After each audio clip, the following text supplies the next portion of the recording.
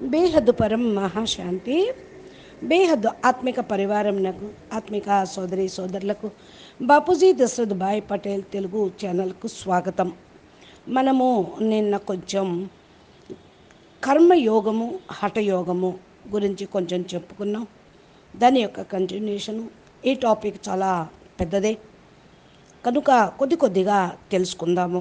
బాపూజీ చెప్పిన జ్ఞానం యొక్క విచార సాగరం మతం అనుసారంగా మనము కర్మయోగంతో అంతఃకరణంలో అతి సూక్ష్మ పరివర్తన అవుతూ ఉంటుంది అనే విషయం చెప్పుకున్నాము. అందుకే దీనిపైన అటెన్షను యోగి ఆత్మలు పెడుతూ ఉంటారు. అందుకనే కర్మయోగం చేస్తూ ఉంటారు. ఈ అటెన్షన్ ఇస్తూ వాళ్ళు అనుభవాన్ని పొందుతూ ఉంటారు. ఏ సంకల్పం ఆత్మను బాపుకు దూరం చేస్తుందో అంటూ చాలా బుద్ధిని కూడా అబ్జర్వేషన్ చేసుకుంటూ సంకల్పాలని కంట్రోల్ చేసుకుంటూ ఉంటారు. బుద్ధి సంకల్పాలని కూడా కంట్రోల్ చేస్తూ ఉంటుంది.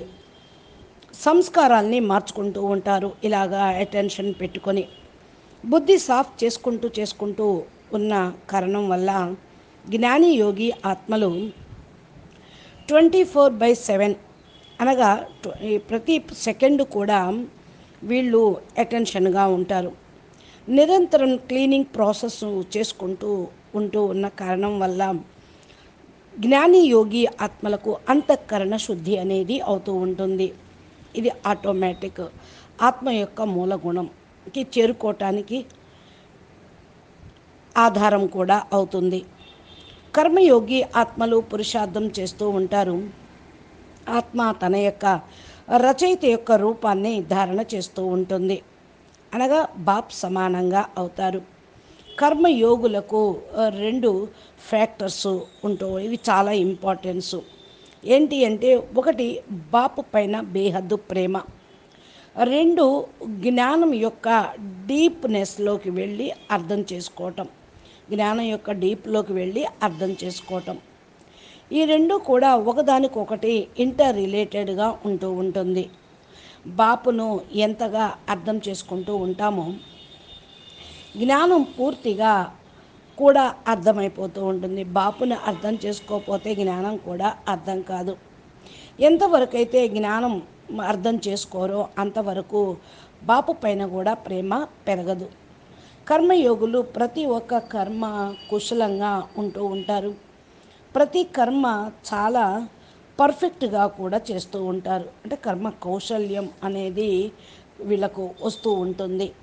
వీళ్ళకంటే ఎవరు ఈ యొక్క పనిని ఇంత బాగా చేయలేరు అని అనిపించుకునే విధంగా వాళ్ళు తయారు అవుతారు. అంటే కర్మ పైన సంకల్పం పైన అటెన్షన్ ఉన్న కారణం వల్ల వీళ్ళ కర్మ కౌశల్యం అనేది ఉంటుంది. ఎందుకంటే ఆల్మైటీ అథారిటీ స్వయంగా ఈ పని చేస్తున్నారు అని జ్ఞాని యోగి ఆత్మ భావిస్తూ ఉంటారు. హద్దులో కర్మ కానివ్వండి, బేహద్దు కర్మ కానివ్వండి, ప్రతి పనిని కూడా వీళ్ళు పర్ఫెక్షన్గా చేస్తూ ఉంటారు. అంటే ఏంటి అంటే, అంతఃకరణతోటి టెక్నికల్గా అర్థం చేసుకుంటూ ఉంటే ఏ ఆత్మ అయినా సరే, ఏ ఆత్మ భూమిపైన ఏమి చేస్తుందో అది అర్థమవుతూ ఉంటుంది.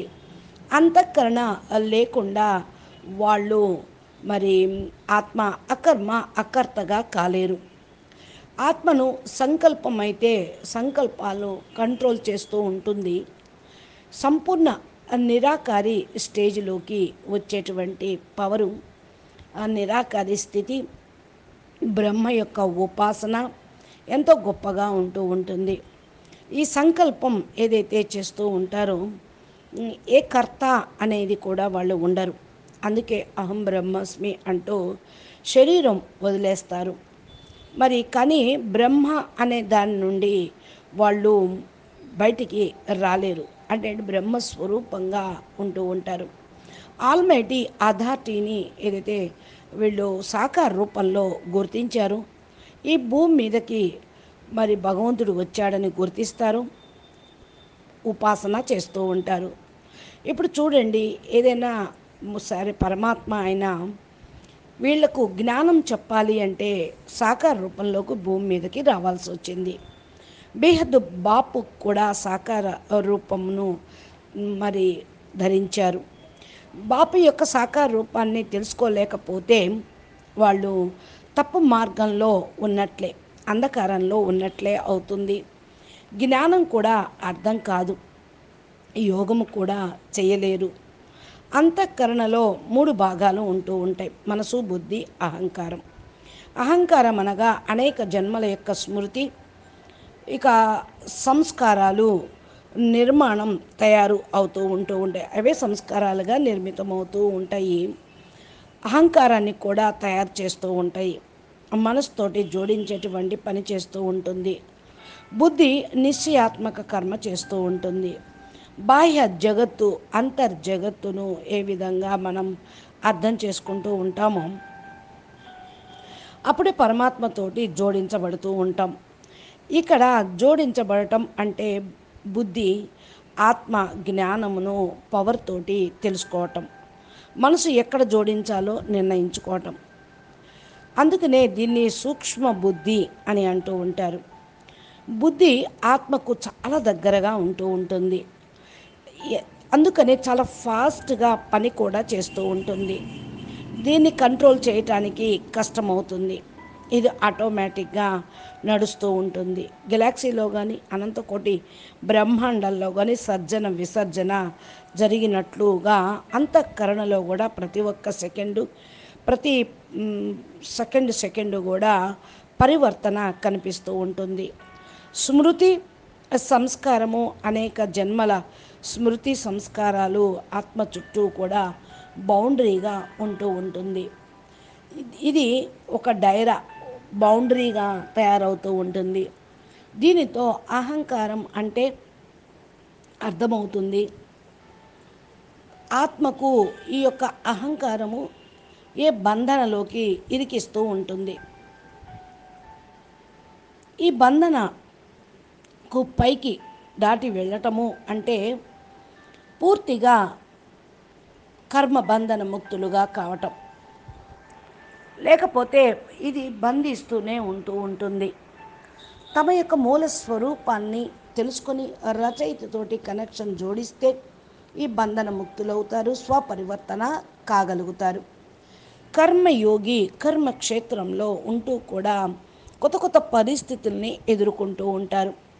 ఎందుకంటే పరమాత్మతోటి కనెక్షన్ ఉంది వీరికి. అంతఃకరణలో పరివర్తన అనేది వస్తూ ఉంటుంది. ప్రతి పరిస్థితిలో కూడా ఆత్మ అనేక రకాలైనటువంటి సంకల్ప వికల్పాలను చేస్తూ ఉంటుంది. ప్రతి ఒక్క సంకల్పము అంతఃకరణలోకి తీసుకొని వెళ్తూ ఉంటుంది. అంతఃకరణలో పరివర్తన అవుతూ ఉంటుంది. శుద్ధీకరణ కూడా ఆత్మ చేసుకుంటూ ఉంటుంది. ఏ పరిస్థితి వచ్చినా సరే బాపు స్మృతిలో ఉంటూ ఉంటారు. స్మృతిని బట్టి జ్ఞానంను కూడా ఉపయోగించుకుంటూ ఉంటారు. బాపు స్మృతిలోకి రావటంతో జ్ఞానం కూడా జ్ఞాపకం వస్తూ ఉంటుంది. స్మృతి అంటేనే బాపు మరియు జ్ఞానం జ్ఞాపకంలోకి రావటం. బాప్ మరియు జ్ఞానము ఒకటే. ఎందుకంటే బాపు లేనిదే జ్ఞానం లేదు, జ్ఞానం ఉంటే బాపు ఉన్నట్టే. ఒకదానితోటి రీకనెక్షను, కాంటాక్ట్ ఉంటుందన్నమాట. జ్ఞానమును అర్థం చేసుకోవటం రాకపోతే బాపును కూడా ప్రేమించటంలో లోపం ఉన్నట్లే. అంటే మీకు జ్ఞానం అర్థం కావటం లేదు అంటే బాపుని పైన ఉన్న ప్రేమ మీకు తక్కువగా ఉంది అని అర్థం. అప్పుడు మరి ఈ విధంగా ఆత్మ తక్కువ క్వాలిటీ ఆత్మని, ఆత్మలో పవర్ లేదని అర్థం చేసుకోవాలి. అంతఃకరణ అనేది ఆత్మలో పవర్ని బట్టి చేసుకోవటం జరుగుతూ ఉంటుంది. ఇకపోతే ఇది అసలు ఆత్మ అంతఃకరణ అని అనుకుంటారే కానీ ఇది ఒక సముద్రం లాంటి, భావనల యొక్క సముద్రం. అంతఃకరణ మొత్తం కూడా భావనలు నిండి ఉంటాయి. అది సముద్రం లాంటిది. అనేక జన్మల స్మృతులు సంస్కారాలు దీనిలో నిండిపోయి ఉంటూ ఉంటాయి. ఎందుకని అంటే అనేక బ్రహ్మాండాల నుండి, యూనివర్సుల నుండి, అనేక జన్మల నుండి వచ్చింది కనుక ఇవన్నీ కూడా సంస్కారాల రూపంలో నిండిపోతాయి. అంతఃకరణ ఇవే సంస్కారంగా తయారైపోతూ ఉంటుంది. బుద్ధి వీటిని కూడా డిసైడ్ చేస్తూ ఉంటుంది. ఎంతెంతగా బుద్ధిలో బాపు యొక్క స్మృతి ఉంటుందో అంతంతగా మనసులోని సంస్కారాలు కూడా మారిపోతూ ఉంటాయి. సంస్కారాన్ని బుద్ధే నిర్ణయిస్తూ ఉంటుంది. ఈ లెక్కతోటి మన సంస్కారాలపైన మనసుని ఏకాగ్రం చేసినట్లయితే మనసు కనెక్ట్ అవుతుంది. ఆత్మ ఈ లెక్కానుసారంగా జోడించబడుతూ ఉంటుంది. మనసు అనేది సంకల్పం చేస్తుంది. ఏ పరిస్థితిలో ఎలాంటి సంకల్పం వస్తుందో అనేది ఆత్మ యొక్క బుద్ధి జాగృత అయిన దాన్ని బట్టి తెలుస్తూ ఉంటుంది. ఎంతగా జ్ఞానం ఎమర్జ్ చేసుకుంటూ ఉంటారో అనేది దానిపైన ఆధారపడి ఉంటుంది. ఆత్మకు ఏ సంకల్పం చేయాలో అనేది ఫ్రీ విల్ అనేది జ్ఞానం ఎమర్జ్ చేసుకున్న దాన్ని బట్టి ఉంటూ ఉంటుంది. ఇది యూజ్ చేసుకోవటం ఆత్మకు పవర్ కావాలి. ఈ పవర్ అనుసారంగా జరుగుతూ ఉంటుంది. ఇక్కడ ఇంకా మరలా ఆత్మలో అనన్యమైనటువంటి నిశ్చయం పైన కూడా ఉండాలి. ఏదైతే మరి ఆత్మ జ్ఞానం యొక్క పరాకాష్ఠకి చేరుకుంటూ ఉంటుందో దాన్ని బట్టి కూడా నిశ్చయం అనేది ఉంటుంది. ఆత్మ పరిస్థితులకు వశంలోకి వెళ్ళిపోతూ ఉంటే బంధాన్ని తయారు చేస్తూ ఉంటుంది. ఫ్రీ విల్ అప్పుడు జీరో అయిపోతుంది. కర్మ యోగి ఈ అంతఃకరణం యొక్క అనుభూతి ప్రతి సెకండు కూడా చేసుకుంటూ క్లీన్ చేసుకుంటూ ఉంటారు కనుక ప్రతి పరిస్థితుల్ని ఎదుర్కొంటూ స్వపరివర్తన చేసుకుంటూ ఉంటారు. జ్ఞానం యొక్క లెక్కతోటి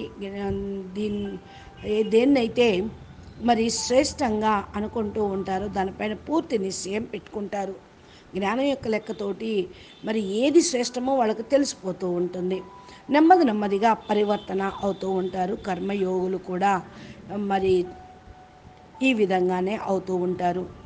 తమ యొక్క పరం ప్రకాశం పైన స్థిరమవుతారు. చివరికి యోగ సమయంలో అంతఃకరణం స్థిరంగా ఉంటుంది. అంతర్ముఖిగా కూడా ఆ సమయంలో అయిపోతూ ఉంటారు. పరివర్తన ఆత్మకు వచ్చినటువంటి పవర్ని బట్టే అవుతూ ఉంటుంది. పైకి దీనన్నిటికీ కూడా అతీతం అవుతూ ఉంటే అంతఃకరణం శాంతమవుతూ ఉంటుంది. అనగా శరీరం కూడా శాంతంగా అయిపోతుంది. పరమశాంతి యొక్క వైబ్రేషన్స్తో ఆత్మను ఎమర్జ్ చేసుకోవటం జరుగుతుంది. కాబట్టి ఏదైతే మనము ఇది వింటూ ఉన్నామో అది బాపు ద్వారా జ్ఞానంని స్వీకరించటంతో మార్పులు పరివర్తన అవుతూ ఉంటుంది. ఆత్మ జాగృతి అవుతుంది అంటే పరమశాంతి యొక్క వైబ్రేషన్స్ ఆత్మ ఎమర్జ్ చేసుకుంటూ జాగృతం అవుతుంది. ఈ స్టేజ్లో పరమానంద స్థితి అనేది అనుభూతి అవుతుంది. చిత్రంలో విచిత్రుణ్ణి చూడటం దీన్నే అంటారు. ఈ దివ్య అనుభూతి అవుతూ ఉంటుంది. అంతఃకరణలో ఉన్న స్మృతులు సంస్కారాలు అదృశ్యమైతే ఆత్మ ప్రత్యక్ష రూపంలో డైరెక్ట్గాను ఇండైరెక్ట్ రూపంలోనూ కూడా పొందుతూ ఉంటుంది. మనసు బుద్ధి సంస్కారాలు అంతఃకరణ చిత్తము ఇవన్నీ కూడా అనుభవం చేసుకుంటూ ఉంటుంది. మరి అందుకనే ఈ సంస్కారాలపైన అటెన్షన్ పెట్టి మనసు బుద్ధిని మలుచుకోవటం మూల స్థితిలోకి చేరుకునే అభ్యాసం చేస్తూ ఉంటారు. అంటే రచయిత యొక్క స్థితిలో ఉంటారు. సాకార మిలన్లో మొన్న నవంబర్లో బాపూజీ కూడా ఇదే చెప్పారు. కర్మయోగిగా అయితే లాస్ట్ వరకు కూడా పురుషార్థం చేయాల్సిందే. కర్మయోగిగా అవుతూ లాస్ట్ వరకు కూడా పురుషార్థం చేయాల్సిందే అని చెప్పారు. అంటే భక్తి మార్గంలో కూడా సాధకుడు నా లోపల నాతోటి ఏ పాపము జరగకూడదు అంటూ తన కర్మలపైన ఎంత అటెన్షన్ పెట్టుకుంటారో అదేవిధంగా జ్ఞాని ఆత్మలు కూడా వేదశాస్త్రాలు తెలిసిన వాళ్ళు సంస్కారాలపైన అంత అటెన్షన్ పెట్టుకుంటారు. తప్పుడు సంస్కారాలు ఏమీ నా ద్వారా ప్రకటితం కావటం లేదు కదా అని ఆలోచిస్తారు. బేహద్దు ఆత్మలైతే తమ సంకల్పాలపైన పూర్తి అటెన్షన్ పెట్టుకుంటారు. సంకల్పమే ఇక్కడ కర్మ అవుతుంది. తప్పు సంకల్పాలు బుద్ధితోటి మరి జరుగుతూ ఉంటే కంట్రోల్ చేసుకోవాలి. మూల స్వరూపం యొక్క ప్రాప్తిని పొందాలి అంటూ తమ లక్ష్యంను దాదాజీ లక్ష్య కార్యాన్ని పూర్తి చేయాలి, దాదాజీ యొక్క కార్యంను సంపన్నం చేయాలనే వాళ్ళు పెట్టుకుంటూ ఉంటారు. అందుకనే బాపూజీ ఈ విధంగా మనందరికీ బేహద్దు జ్ఞానం చెప్తూ ఉన్నారు. అచ్చా, పరం శాంతి, నమస్తే, ధన్యవాదాలు.